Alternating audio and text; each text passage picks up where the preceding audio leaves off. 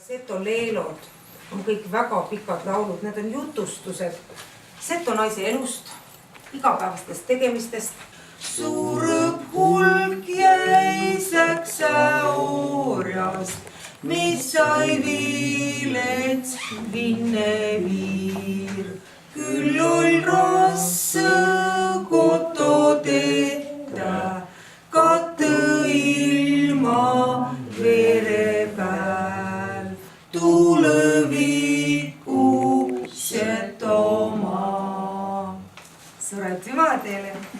Me räägime nüüd praegu sellest osast, mis hetkel on Eestimaaga küljes kokku jäänud, see on 1/3 Setomaad. Kui me läheme kontrolljoone taha, Petseri taha, siis seal võime öelda, et me oleme omaette rahvus. Eestimaa seda kuulutanud ei ole paraku. Et seetõttu Eesti jaoks me oleme ikkagi endiselt murre, õigemini Võru murde Seto murrak, kui täpne olla. Mul on siin üks selline ilus pilt, mul on sõrmuspekko. See on Eesti kroon, aga ma unes seda juba nägin.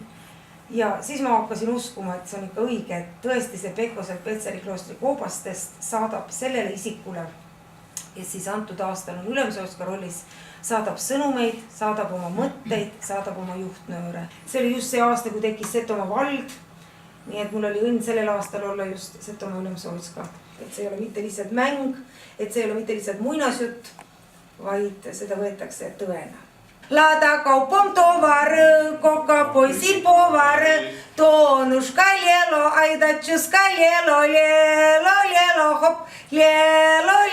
hop, püksin job sopukavits, labakinnas rukavits, valgõvino vodka, vinnemüts pilotka, toonuška lielo, aidatšuska lielo, lielo hop, võtad õlut, tuom piva, oled kravik nekrasiva, toonuška lielo, aidatšuska lielo, lielo hop, lielo hop. Mind ristiti Pankevitsa kirikus Pelageejaks, aga setod teevad need vene nimed alati omamoodi.